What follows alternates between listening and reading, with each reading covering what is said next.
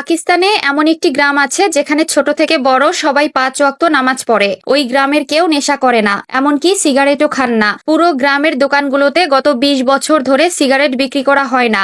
গ্রামে যে কোনো বিয়ে শাদী হয় মসজিদে সাদামাটা ভাবে। এক্ষেত্রে ইসলামী বিধানের পরিপূর্ণ লক্ষ্য রাখা হয়। বিয়ের মধ্যে গান বাজনা হয় না। কোনো বিয়েতে গান বাজনার ব্যবস্থা করা হলে সামাজিকভাবে ওই বিয়েকে বয়কট করে সবাই। গ্রামের প্রতিটি কবর মাটির, ইট বালু দিয়ে পাকা করা হয় না। এই গ্রামে কোনো ভিক্ষুকও নাই, সবাই কাজকর্ম করে উপার্জন করে। একবার ভাবুন তো, কতই না সুন্দর এবং গোছালো সেই গ্রাম। এ যেন প্রতিটি মুসলিমের কল্পনার এক বাস্তব রূপ। প্রতিটি ধর্মপ্রাণ মুসলিম চায় এমনই একটি গ্রামে বসবাস করতে, কিন্তু মুসলিমদের একতার অভাবে সেটা আর হয়ে ওঠে না। কিন্তু ঠিক এমনই করে দেখালো পাকিস্তানের একটি ছোট গ্রাম। গ্রামটি পাকিস্তানের ফয়সালাবাদে। জানা যায় ওই গ্রামে 90 বছরের পুরনো একটি মাদ্রাসা এখনো রয়েছে, যেখান থেকে সাধারণ মানুষকে ইসলামের দিক নির্দেশনা দেওয়া হয়। যে কোনো ধরনের সমস্যা নিয়ে লোকজন মাদ্রাসায় হাজির হন আগে। ওই মাদ্রাসার প্রভাবে পুরো গ্রামে এমন পরিবর্তন এসেছে বলে দাবি করেন মাদ্রাসার শিক্ষক হাফেজ আমিন। তিনি টানা 40 বছর ধরে ওই মাদ্রাসায় শিক্ষকতা করছেন।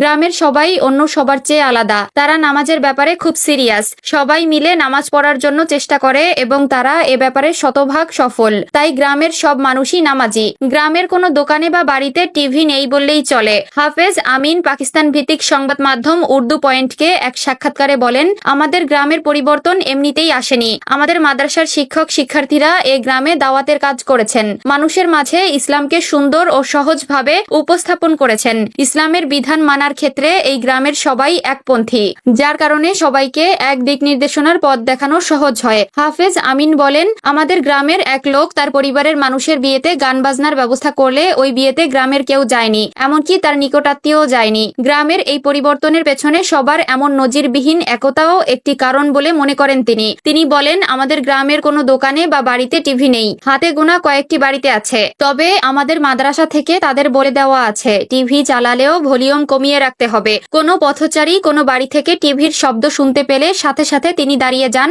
এবং ওই বাড়িতে গিয়ে লোকজনকে বোঝান। এসব বিষয়ে গ্রামের কেউই কখনো বিরক্ত করে না বলেও জানান তিনি, বরং দুঃখ প্রকাশ করে অসামাজিক বা অনইসলামিক কাজ থেকে বিরত থাকেন। এই গ্রামের প্রতিটি নারী সবসময় নিজেকে হেফাজতে রাখেন, যাতে করে পরপুরুষ কেউ তাদের দিকে খারাপ নজরে তাকাতেও না পারে। এই গ্রামের সকালটা যেন শুরু হয় ফজরের নামাজ পড়া থেকে এবং দিনের শেষটা হয় এশার নামাজ পড়ার পর খাবার খেয়ে নিদ্রায় যাওয়া পর্যন্ত সময়টুকুতে।